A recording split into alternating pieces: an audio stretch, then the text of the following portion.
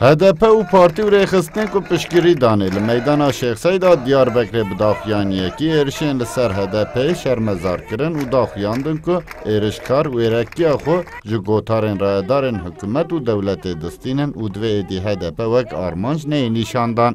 Parlamentera HDP ya Mêrdînê Perûdin da ragihand ku êrişên plansazkirî bi ser HDP da tên kirin û tê xwestin ku aloziyên mezin û gelewê jî bên peyda kirin. Lê divê rayedar di serî de hemû hêz û alî êdî ji bo rêyên aştiyane û demokratîk çareserî peyda bikin hewl bidin û li hember van êrişan bêdeng nemînin. Na ev demekî dirêjê HDP wisa hedef didin nîşandan. Ji navendê wê siyasetmedarê wê xebatkarê wê re her û baskını, êriş, operasyon vana berdam dikin. Ev ya bi taybetî serê iktidarê viyad dibêje, di meclisê dibêje, daxuyanê xwe dibêje. Ji zaten girtina HDP'ye gur îro nava lêkirina dawa Kobaniyê. Evana heme konseptekî nû zaten.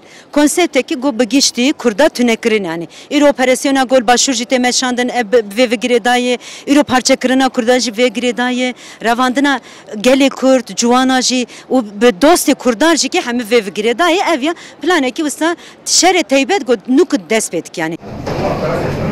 27 jûr û saziyên sivîliyên li Diyarbekirê jî daxuyaniyeke hevpar belav kirin û daxuyaniya ku ji aliyê Serokê Bareya Diyarbekirê Nahît Eren ve hat xwendin da bar hat kişandin ku bê ceza hiştina tawanbaran hêz dide êrişkaran û loma jî êrişên wiha berdewam dikin. Serokê Jûra Endezyarên Madenan yê Diyarbekirê Doğan Hatun jî balê kişand ku êrişên li Kurdan tên kirin wek tiştekî rewatê dîtin û tawanbar nayên ceza kirin.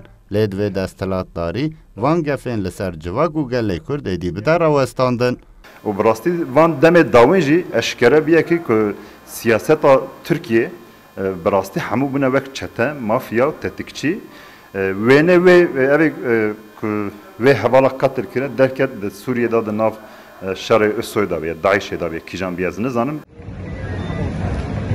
Partiyên siyasî û saziyên sivîl bi taybet armançkirina sazî û kesayetên Kurd û bêceza hiştina tawanbarên ku li hember Kurdan tawanan dikin wek sedema berdewamiya van êrişan û bûyeran dibînin û daxwaz dikin ku aştiya civakî li ser binêsaziya dadwerî bê damezrandin. Sıddık Eren, Kürdistan 24, Diyarbakır. Abi merdivenden iniş kollayalım.